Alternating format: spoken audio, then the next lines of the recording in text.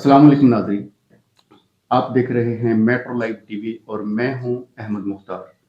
आज हमारे साथ जो मेहमान हैं, पाकिस्तान फिल्म इंडस्ट्री के माया नाज डायरेक्टर शाहिद राना साहब, जिनके क्रेडिट पे बहुत हिट फिल्में हैं और हाल ही में उन्होंने 2 फिल्में और हिट दी हैं पाकिस्तान फिल्म इंडस्ट्री को, लाहौर कलंदर और इश्क़ लाहौर।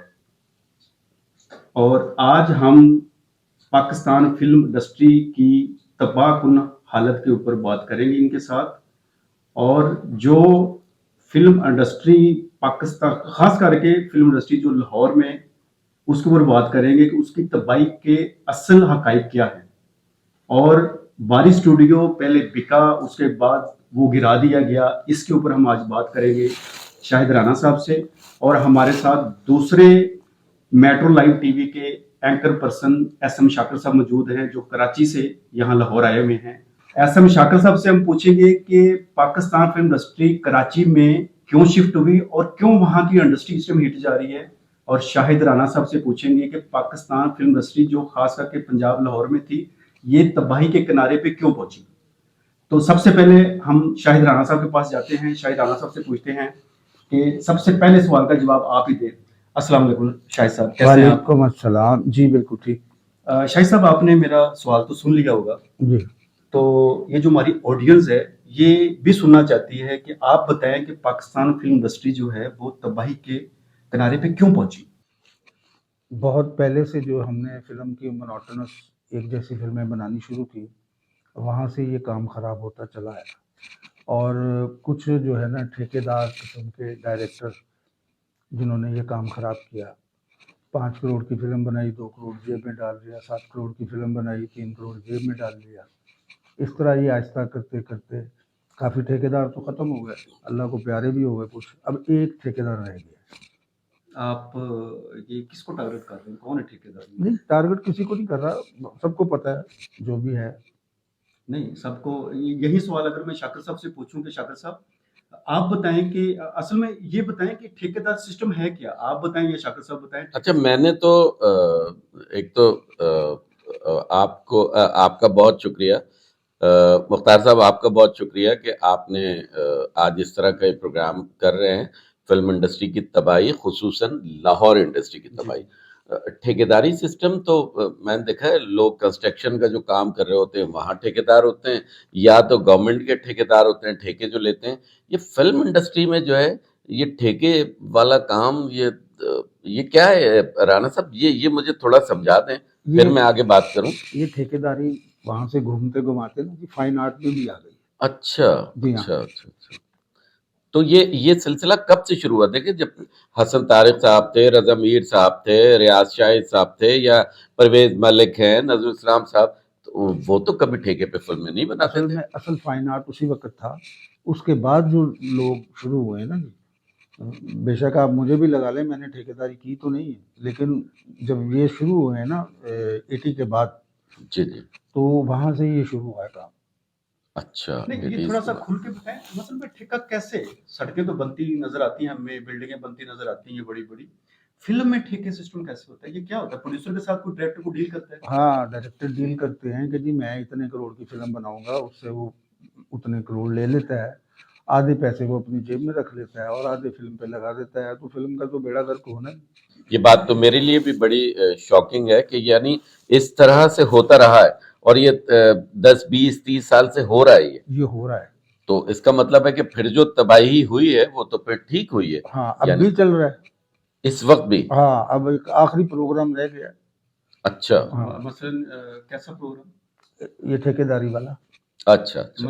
यानी कि मजीद और तबाही के दहाने पे पहुंच रही है अभी? नहीं, एक आधी है बस, उसके बाद वो खत्म हो जाएगा। खत्म हो जाएगी। यानी वो जो ठेकेदार हैं जिनका आप मुझे भी शायद समझ में आ रहा है कि जो ठेकेदार हैं उनकी एक आध फिल्म ही है, और उसके बाद शायद ये मामला खत्म हो जाएगा। इसका मतलब है शाकिर साहब आप भी समझ गए हैं कि ठेकेदार कौन है? हाँ, कुछ कुछ मैं समझ रहा हूँ। देखिए, हर चीज का नाम लेना जरूरी नहीं होता, और ये बहुत अजीब सी बात हो जाएगी कि अगर किसी का नाम लिया जाए। लेकिन एक बात मैं जरूर कहूंगा कि अगर ये उसी ठेकेदार की बात कर रहे हैं, तो उन्होंने जब सिंगल सिंगल एक एक करके फिल्म बनाई, बहुत खूबसूरत फिल्में बनाई और सुपर डुपर हिट होती चली गई।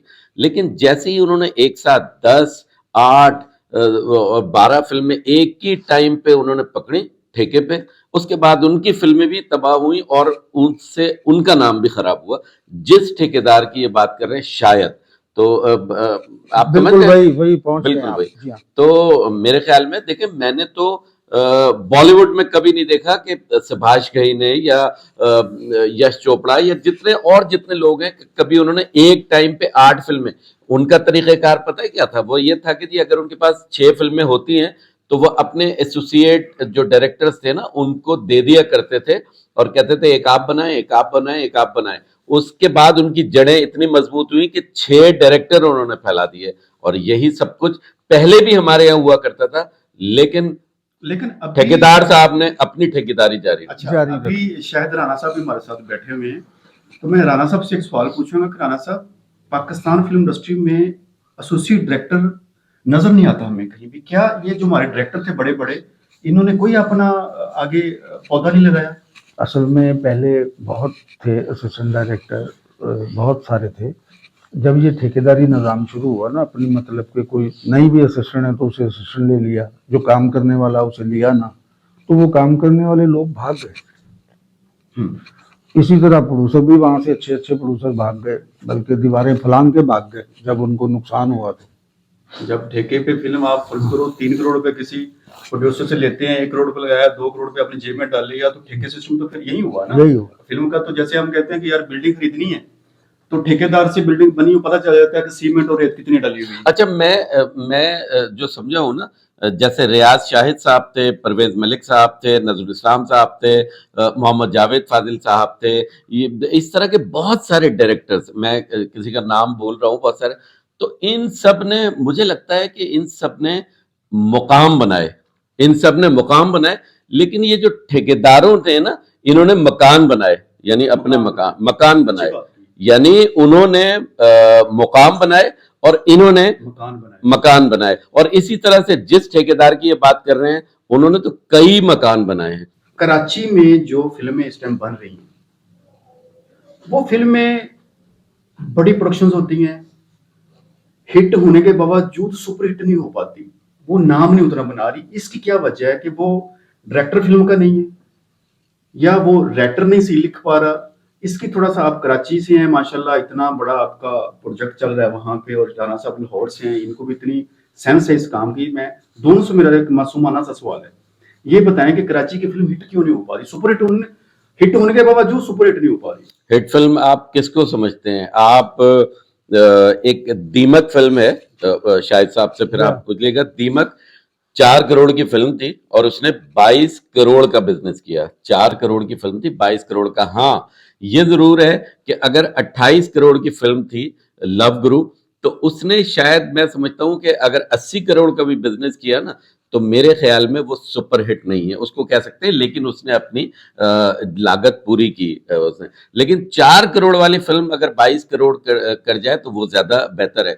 देखिए, जवानी फिर नहीं आनी, मैं हूँ शाहिद आफरीदी, और इसी तरह से उसामा ने जो बनाई थी, वॉर थी आई थिंक, शान साहब की। फिर उसके बाद रॉन्ग नंबर वाली सीरीज चली यासिर नवाज ने। फिर उसके बाद पंजाब नहीं जाऊंगी, खलील रहमान कमर साहब ने जो लिखी थी। ये सारी वो हिट फिल्में हैं। लेकिन आप लोग यानी लाहौर के हमारे जो डायरेक्टर्स हैं, वो कहते हैं यार वो फिल्में नहीं है, लेकिन इंडियन फिल्मों के सामने उन्होंने अच्छा बिजनेस किया। तो और इससे ज्यादा क्या बिजनेस करेंगी फिल्में? मैं ये नहीं कहता जी वो फिल्में नहीं है, बहुत अच्छी फिल्में हैं। सिर्फ मसला ये है कि बजट को मेंटेन करना। इसमें फिल्म बनाएं, आप बजट में बनाएं, ताकि अगर आपकी फिल्म इतनी अच्छी ना भी जाए तो प्रोड्यूसर को नुकसान नहीं हो। ठीक। पहले जो लोग भागे हैं वो इसीलिए भागे हैं, उन्हें नुकसान हुआ है। सही।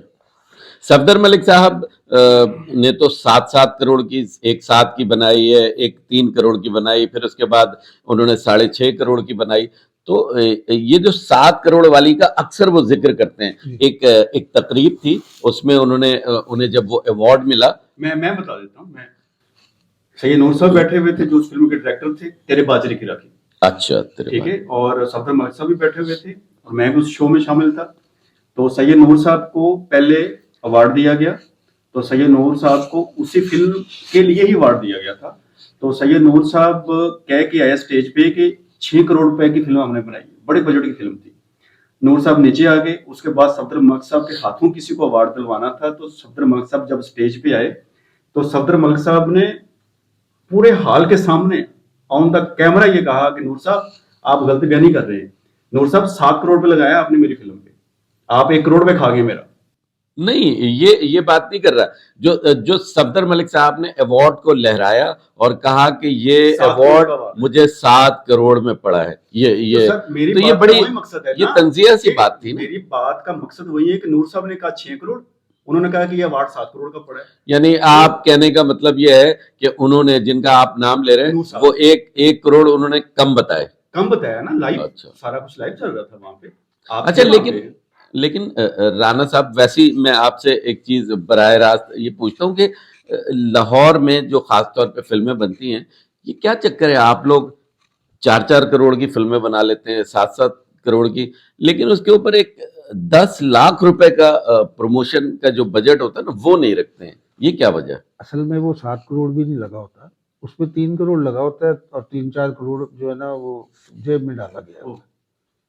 यानी जी। जिन फिल्मों की अभी हम बात कर रहे जी हैं, हाँ। उस पे 7 करोड़ नहीं लगा, नहीं। उसमें से 3 करोड़ जेब में डाला है। जी हाँ, और अब इस बात पे कई प्रोड्यूसर भागेंगे, वो भाग चुके हैं भाई, पहले भी भागेंगे क्या? भाग चुके हैं। और ये बात सुन के मतलब सफदर साहब की बात कर रहे हैं ना, वो जी। मुजाहिद आदमी है, वो हर साल अपना नुकसान करवाते हैं लेकिन फिल्म बनाते हैं। और मुझे तो पता नहीं क्यों ऐसा लगता है जैसे वो गरीब जो टेक्नीशियंस हैं, मजदूर हैं, वो कहते हैं चलें उनके घर के चूल्हे जल गए 2-4-6 महीने, तो बस वो शायद मुझे तो लगता है कि वो उनके लिए ही फिल्म बना लेते हैं। और मुजाहिद का नाम इसलिए दे रहे हैं ना। इसलिए दे रहे हैं। जी बिल्कुल। मैं शाकिर साहब से एक सवाल पूछना चाहता हूँ। शाकिर साहब, आप मुझे एक बात ये बताएं कि कराची की कितनी सुपरहिट फिल्में हुई हैं और किसी का गाना आपको याद है? नहीं, मैं एक मिनट, मेरा सवाल पूरा नहीं हुआ। पंजाब में, लाहौर में जितनी फिल्में बनी हैं जो सुपरहिट, चाहे पंजाबी थी चाहे उर्दू थी, पंजाबी गाने नूर जहान के ज़दे आम है। आप मुझसे अभी सुनेंगे, मैं आपको 50 गाने ज़बानी बता सकता हूँ। अभी लाहौर कलंदर फिल्म रिलीज हो गई, उसका राणा साहब सामने बैठे, मैं इनकी बड़ाई नहीं बयान कर रहा हूँ इनके सामने, लेकिन जी उसका गाना बहुत सुपर हिट, बहुत कलंदर, लाहौर कलंदर। जी बिल्कुल। फिल्म वो ऊपर गई। देखें, असल में लाहौर जो है वो एक गढ़ है। मेरा सवाल पूरा नहीं हुआ अभी। फिल्म उसको कहा जाता है जो म्यूजिकल फिल्म हो, जो गाना हिट हो। जैसे कि इंडिया का भी कोई आइटम सॉन्ग गाना हिट होता है, फिल्म सुपरहिट हो जाती है, पता चलता है। इसी तरह हमारी जितने भी गाने हिट हुए हैं, फिल्में भी सुपरहिट हुई हैं। आपने अभी थोड़ी देर पहले कहा कि कराची की फिल्में सुपरहिट होगी, मैं मानता हूँ, बड़ा बिजनेस किया उन्होंने, बहुत अच्छा काम कर रहे हैं, लेकिन टेम्पो ड्रामे वाला है, जैसे टीवी सीरियल चल रही है, फिल्म वाला टेम्पो नहीं है उन डायरेक्टरों का। ये क्या वजह है, ये मुझे बताएं। लेकिन इसके लिए करना ये पड़ेगा कि लाहौर और कराची फिल्म के जो लोग हैं ना, यहाँ के जो डायरेक्टर्स हैं, उनको उनके साथ मिलकर काम करना पड़ेगा। और यहाँ म्यूजिक तो समझ ले कि यहाँ एक शुरू से म्यूजिक का ये गढ़ रहा है। जो जितने गुलकार, जितने भी म्यूजिक डायरेक्टर पैदा किए, वो यहाँ ज्यादातर लाहौर में ही रहे। तो लाहौर के जो लोगों के म्यूजिक का मुकाबला कराची कभी नहीं कर सकता। कराची मेरा है, मैं कराची से हूं, लेकिन लाहौर का मुकाबला नहीं हो सकता कराची से, इस बात तो तय है। तो गाने भी इसलिए उनके हिट नहीं होते। आपके यहाँ जब भी कोई फिल्म बनती है तो वो सेंस है यहाँ लोगों को कि भाई वो उस तरह से ही म्यूजिक। अभी देखें, वो जुल्फकार अतरे साहब थे, उनकी वो बहुत आला म्यूजिक था, या ताफो साहब थे, या जितने भी यहाँ के म्यूजिक डायरेक्टर थे, आज भी उनके म्यूजिक सुने जाते हैं। और अब आगे देखें कि और क्या होता है। दूसरी बात, गाने में बने मस्जिद तले डांग पे, वो तो फिर अब ये राणा साहब से पूछें कि वो कैसे बने। उसकी भी सजा काट रहे हैं। ये उसी की सजा है। मेरा जो इधर आने का मकसद, इस गाने का नाम लेने का मकसद था, वो यही था कि इस तरह के वल्गर गाने और इस तरह की घटिया फिल्में बनाई गई, जिसकी वजह से हमारे सीनियर डायरेक्टर, जो अच्छे डायरेक्टर हैं, आज भी फार के बैठे हमें, और प्रोड्यूसर भागे।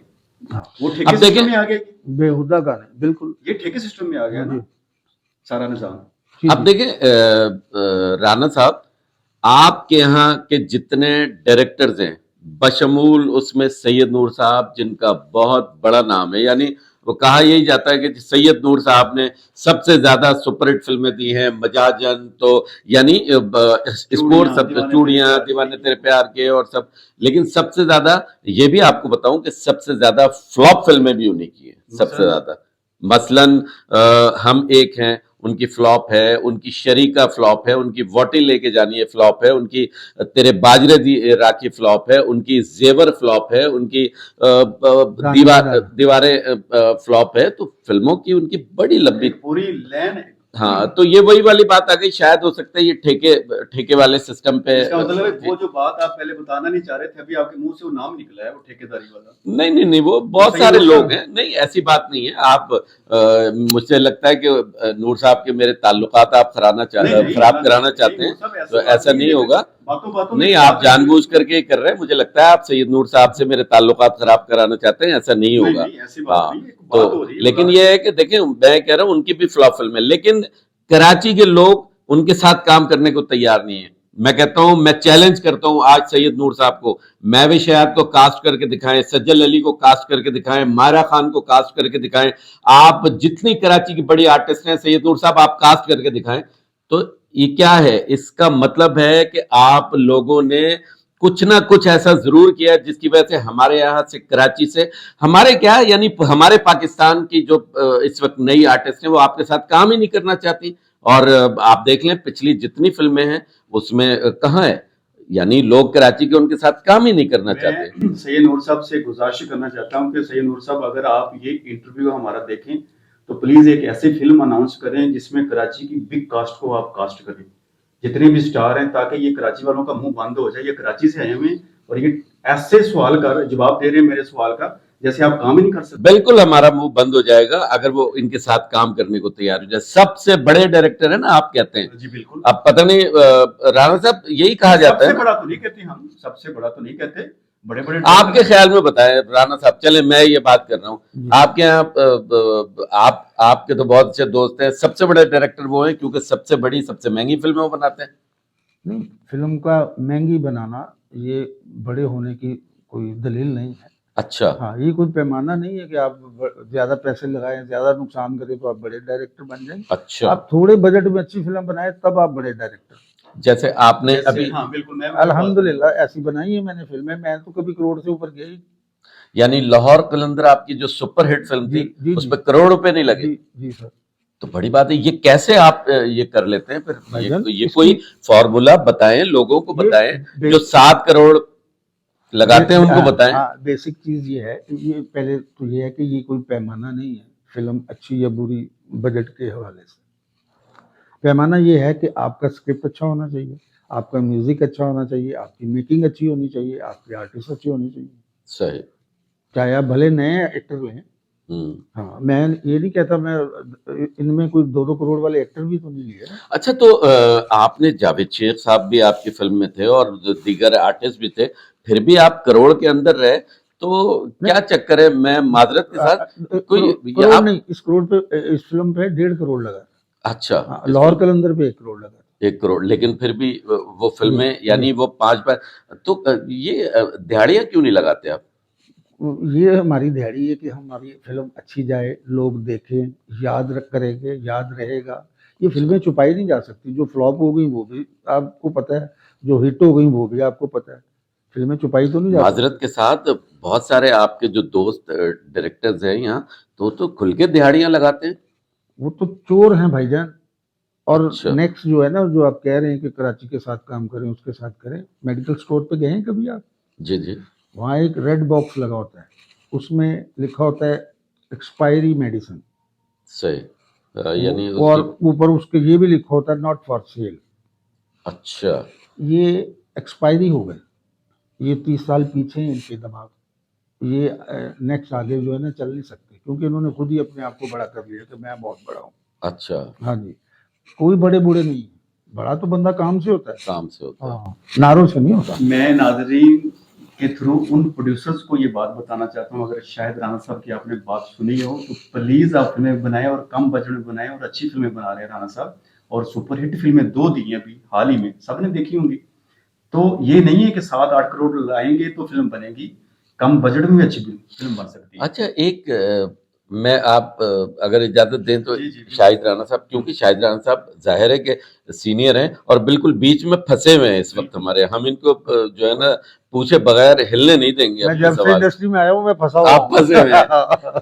तो एक तो मसूद भट्ट साहब का, और जनाब सफदर मलिक साहब का सितारा, जब सफदर खान और ये थे, वो हमेशा अच्छा रहा, यानी इन्होंने अच्छी मसूद फिल्में भट्ट बनाई। साहब सीनियर डायरेक्टर हैं और उनके पीछे आप देखिए तो बड़ा स्कोर है, उन्होंने बड़ी अच्छी अच्छी फिल्में और बनाई इनके हैं। साथ सफदर मलिक साहब के साथ इसका स्कोर अच्छा है। हाँ मैं पूछना ये चाह रहा हूँ कि मसूद भट्ट साहब, आपके ख्याल में क्या लगता है कि अब ये इनके लिए फायदेमंद साबित हो सकते हैं हाँ, सफदर मलिक ये साहब के लिए? अच्छी फिल्म भी बना पाएंगे।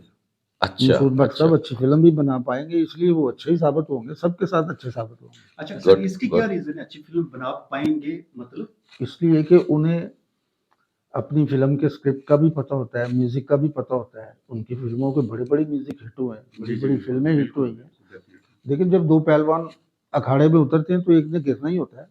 बाजू का पहलवान गिर भी जाता है, बाजू का नहीं, पहलवान जीत भी आप जाता है। इतने वसूख से कह रहे हैं कि वो अच्छी फिल्म बना सकते हैं, तो वो जो दूसरे साहब थे जिन्होंने सफदर मलिक साहब के लिए, यानी जिन्होंने पहले बनाई थी वो, 7 करोड़ वाली फिल्म। तो वो क्या अच्छे डायरेक्टर नहीं थे? वो पता क्या है, घुमंड, तकब्बर, जो कि सिर्फ मेरे पाक परवरदिगार अल्लाह को है। बेशक। राइट, ठीक वो है। मसूद भट्ट साहब में नहीं है। मसूद भट्ट साहब भी, मसूद ओके, भट्ट साहब साईं लोग आदमी है, मस्त मलंग आदमी है।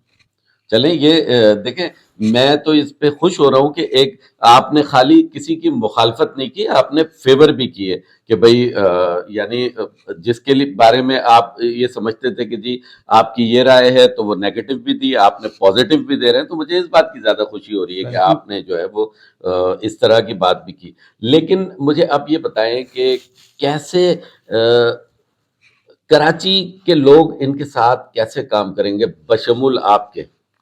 देखिए, कराची वालों को करना चाहिए। कराची वाले क्या होते हैं भाईजान, पाकिस्तानी हैं हम सब। कराची से हो या लाहौर से हो, पाकिस्तानी है। हमारा अपना एक स्टाइल है फिल्म बनाने का कि हमने बजट में बनानी है। जो बंदा हमारे साथ बजट में काम करेगा हम ले लेंगे, वरना हमारा शिकवा कोई नहीं। हम आपको ले लेंगे, हम इनको ले लेंगे, हम ऑडियंस में से किसी को ले लेंगे। हमने बहुत सारे स्टार नए लिए, तो और अब भी ले लेंगे।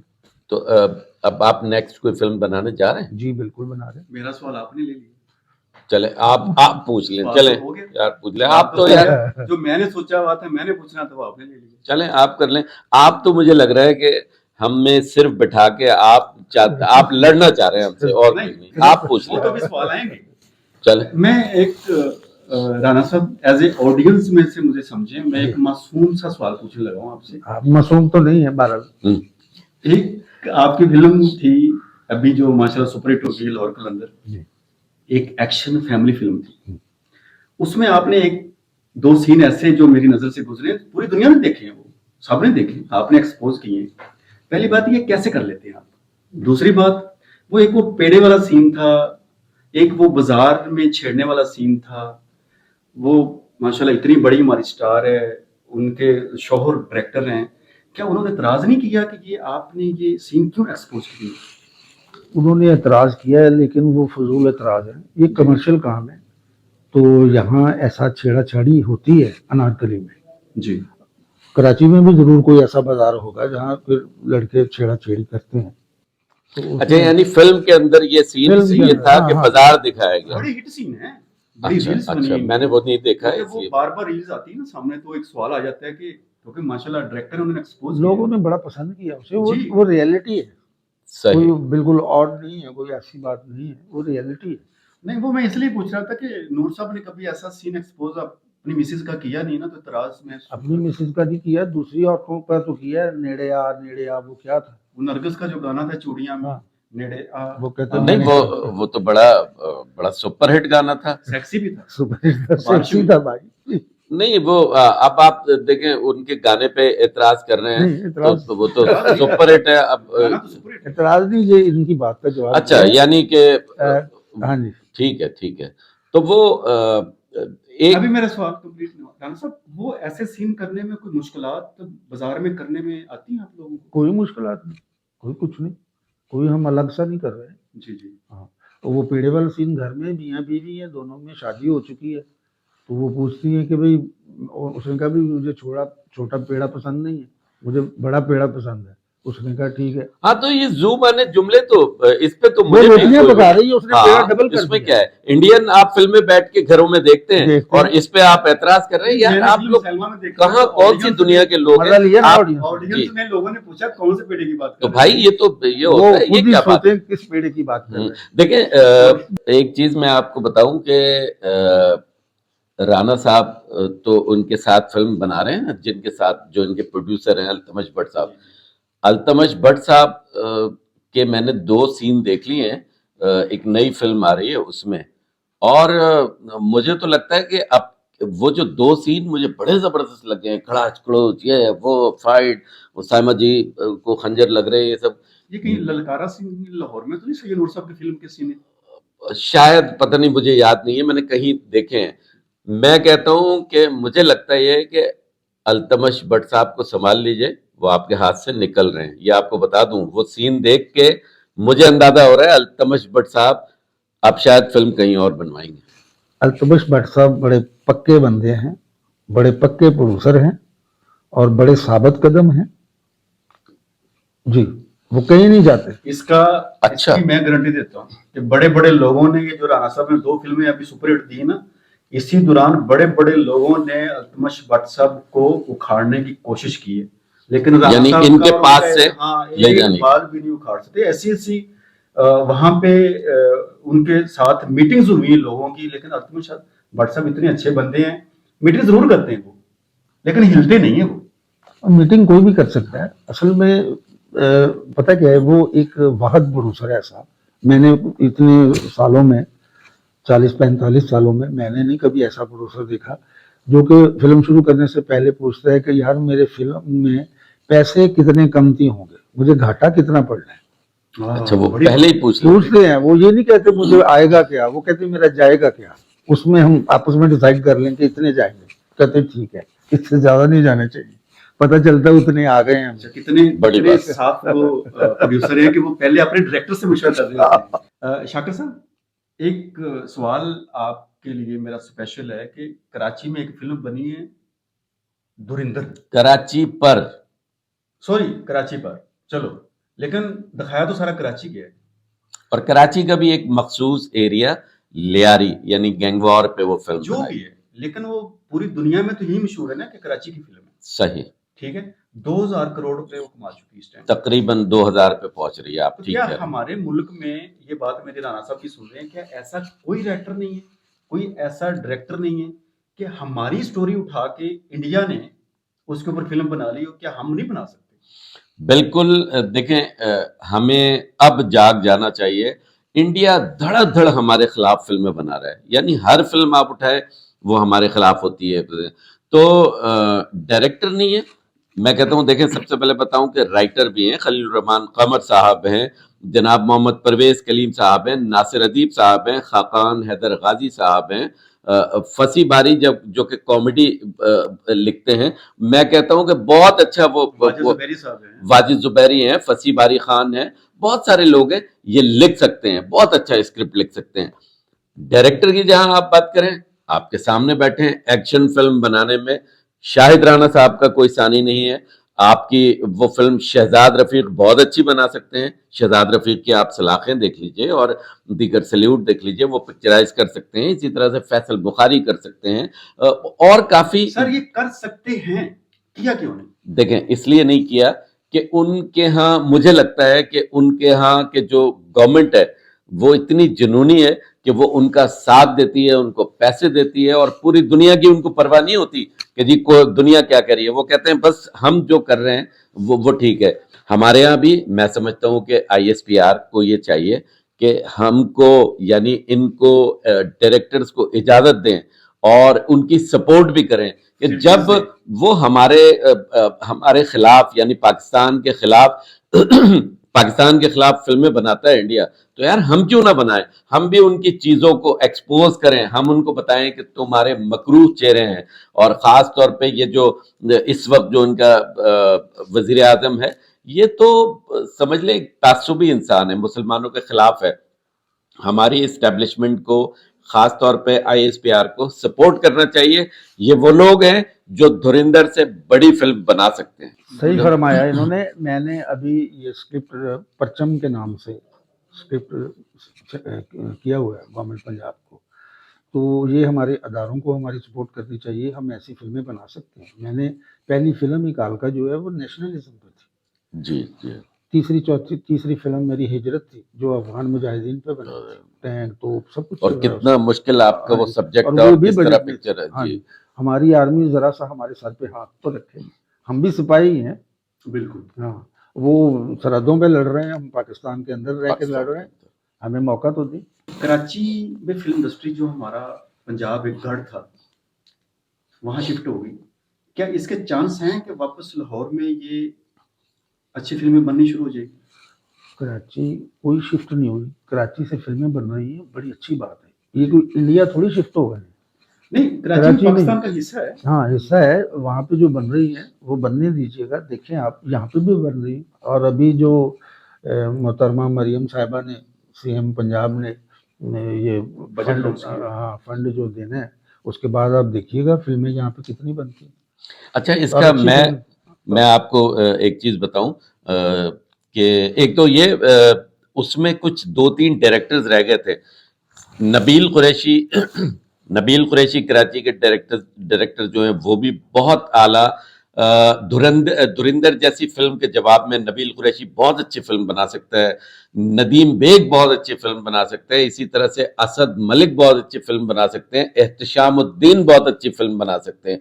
यानी हमारे पास डायरेक्टर लाहौर में भी है, कराची में भी, जो उनका बहुत अच्छा जवाब दे सकते हैं। दूसरी बात कि जी आप कहते हैं कि जी क्या लाहौर का रिवाइवल होगा? बिल्कुल होगा। और आपको एक मैं ब्रेकिंग न्यूज दूं आपको एक मैं ब्रेकिंग न्यूज दूं। वो ब्रेकिंग न्यूज ये है कि बहुत जल्द हमारे एक राइटर हैं, नाम इसलिए मैं डिस्क्लोज नहीं करना चाहता कि ये बुरी बात है कि जी आप कोई नाम बताने जाए, वो बहुत जल्दी हमारा जो सिक्स सिग्मा हुमायूं सईद की प्रोडक्शन है उसके साथ उनके लिए एक पंजाबी फिल्म लिख रहे हैं। और यानी वासित चौधरी और खलीलुर रहमान कमर साहब के अलावा अब एक ऐसे राइटर लाहौर के हैं जो हुमायूं सईद जो है, सिक्स सिग्मा जो है, वो खलीलुर रहमान कमर के साथ हमेशा फिल्म बनाते हाँ, हैं वासित चौधरी के साथ। हाँ, लेकिन देखें वो क्यों अब बनाने के लिए इस पे आ गए, जो मैं जो समझाऊं,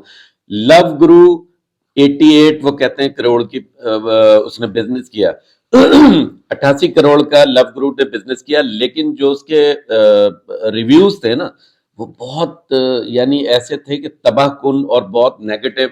और जब ट्रेलर आया तब भी उस पर बहुत अच्छे कमेंट नहीं आए और फिल्म को भी लोगों ने पसंद नहीं किया, लेकिन उसके बावजूद उसने 88 करोड़ का बिजनेस किया क्योंकि उसकी प्रमोशन बहुत आला थी। लंदन तक तो प्रमोशन बहुत, यानी कनाडा में बहुत अच्छा उसने बिजनेस किया, अमेरिका में, दीगर उसमें शहरों में या मुल्कों में। लेकिन अब उन्होंने ये महसूस किया, नदीम बेग एक ज़हीन तरीन डायरेक्टर है, उसने ये महसूस किया कि ये इस तरह की कहानियां अब ज्यादा चलने वाली नहीं है, ये लपेटने वाली जो वासित चौधरी साहब ने लपेटी थी ऐसी नहीं होगी। तो उन्होंने अब बाकायदा एक पंजाबी फिल्म बनाने का इरादा किया है। और आपको बताऊं कि नदीम बेग, हुमायूं सईद और सलमान इकबाल, ये ट्रायंगल जो है ना वो समझ ले कि चाहने वाले हैं। ये 3 लोग ऐसे हैं जो तिकोन हैं, यानी ये हमेशा इनका सितारा मिलता है और ये एक बड़ी फिल्म बनाएंगे। मुझे लगता है कि 30-35 करोड़ की ये पंजाबी फिल्म बनाने जा रहे हैं और the legend of Maula Jatt को उन्होंने ज़हन में रखा है कि जब वो 400 करोड़ की बना सकते हैं, जब बिजनेस हासिल कर सकता है तो फिर ये फिल्म भी उनकी चल सकती है। और नदीम बेग साहब में इतनी अहलियत है कि वो एक फिल्म 400 क्या 500 करोड़ की भी बना सकते हैं जो बिजनेस करेगी, यानी 400 या 500 करोड़ का वो बिजनेस करेगी, 30-35 करोड़ की वो फिल्म बनाने जा रहे हैं।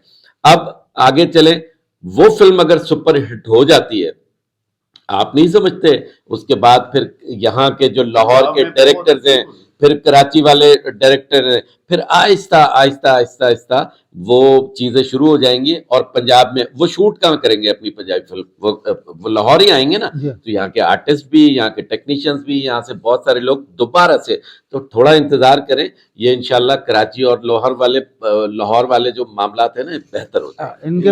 इनका मिलाप हो जाएगा, हो ऐसी जाएगा, कोई बात हो हो जाएगा। जाएगा। हाँ। इंशाल्लाह इंशाल्लाह हमारी दुआ है कि ऐसा ही हो।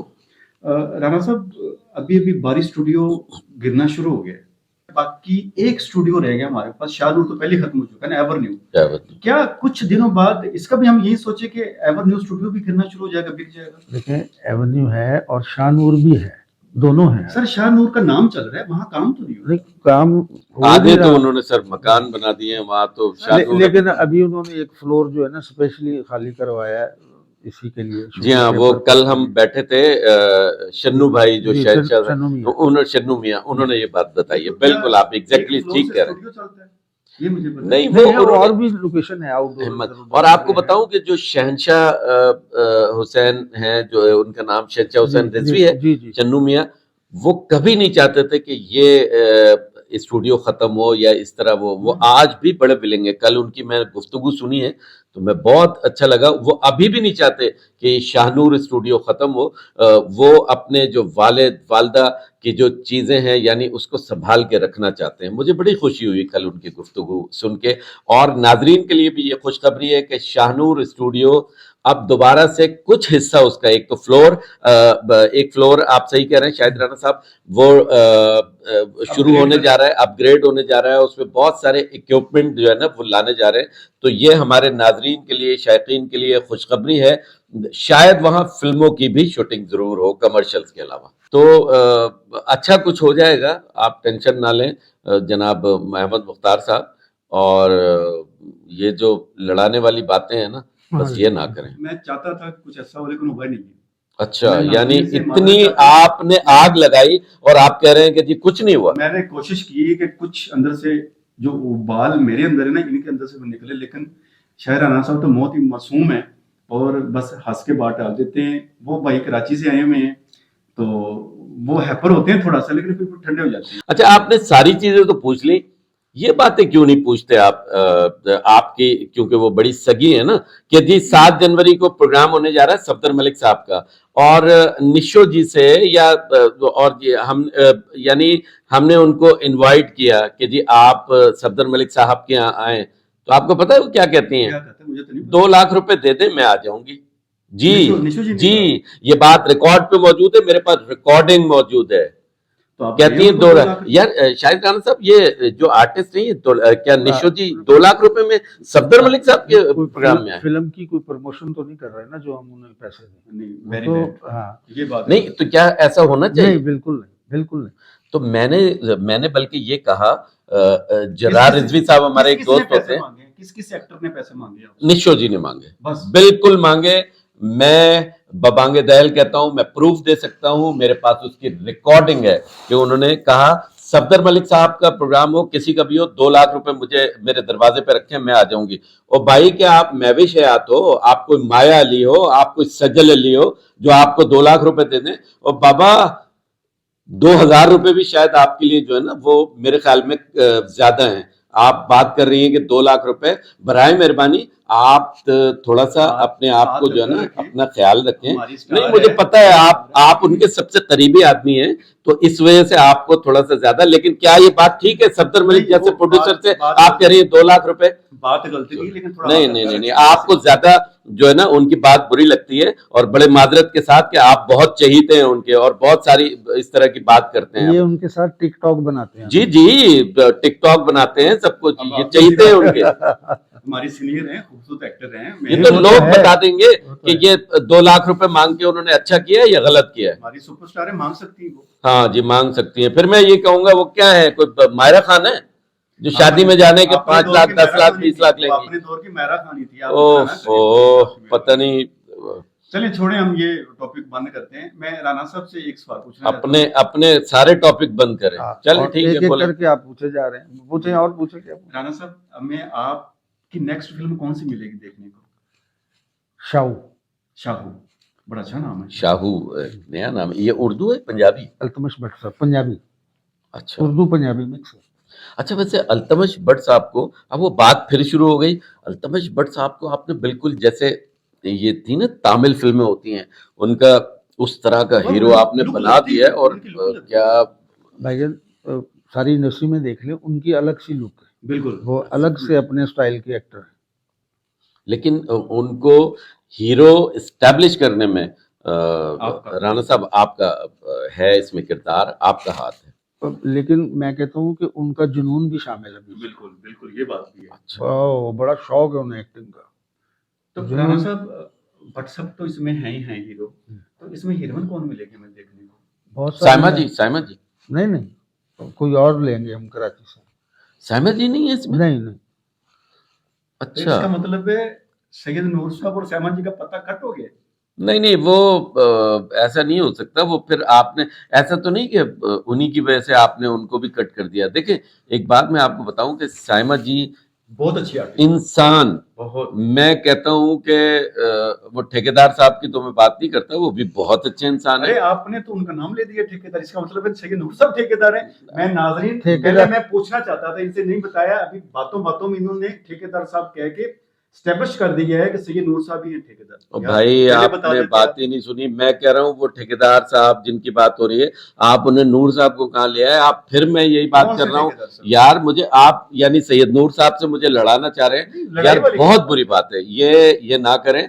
देखें जी, मैं साइमत जी की बात कर रहा हूँ, उनसे अच्छी, उनसे बेहतर खातून यानी लड़की इस वक्त पूरी इंडस्ट्री में नहीं है। बिल्कुल। मैं ये बात चैलेंज करता हूं कि जी उन जैसी कोई नहीं हो सकती, और वो बहुत अच्छी हैं। मैं कहता हूं कराची और लाहौर में उन जैसी हीरोइन नहीं है। दूसरी बात, आप देखें मैं मंटो नहीं हूं, उन्होंने बता दिया साइमा जी ने कि आज भी टीवी इंडस्ट्री में भी वो नंबर 1 है, फिल्म में भी वो नंबर 1 है। सर ऐसा है?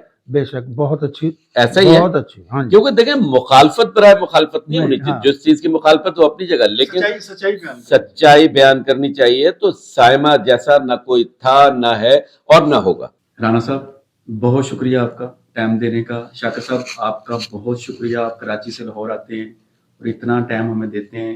भले चैनल आपका ही है, आपका इंटरव्यू है, आपको मैंने साथ बैठाया हुआ है। नाज़रीन को बताना चाहता हूँ, साथ बैठना नहीं चाह रहे थे, लेकिन फिर भी बैठाया इनको क्योंकि इनकी तबीयत खराब है।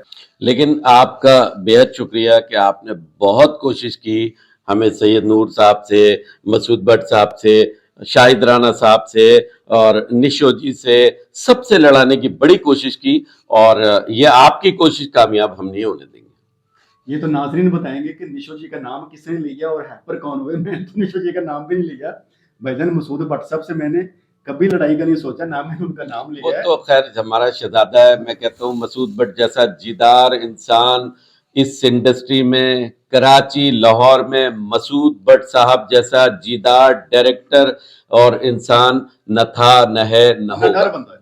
न होगा, न होगा। बहुत प्यारे बंदे हैं, बहुत अच्छे बंदे हैं। नाजरीन, अब हमें इजाजत दीजिएगा। नेक्स्ट इंशाल्लाह कोई अच्छे टॉपिक पे हम और एक व्लॉग करेंगे, तो आप इस व्लॉग को देख के आपने नीचे कमेंट्स में बताना है, और मेट्रो लाइव टीवी को आपने सब्सक्राइब करना है और घंटे का बटन जरूर दबाना है, ताकि आपके पास नई हमारी वीडियो आती रहे। जैसे ही अपलोड हो आपको उसकी घंटी बजे और आपको सुनाई दे और आप हमारा व्लॉग देखें। उसको जरूर लाइक और कमेंट्स में नीचे बताना है कि क्या ये सवाल जो हमने किए हैं आज ये ठीक हैं, या जो भी आपका व्यूज हो आपने जरूर नीचे लिखना है। Thank you very much.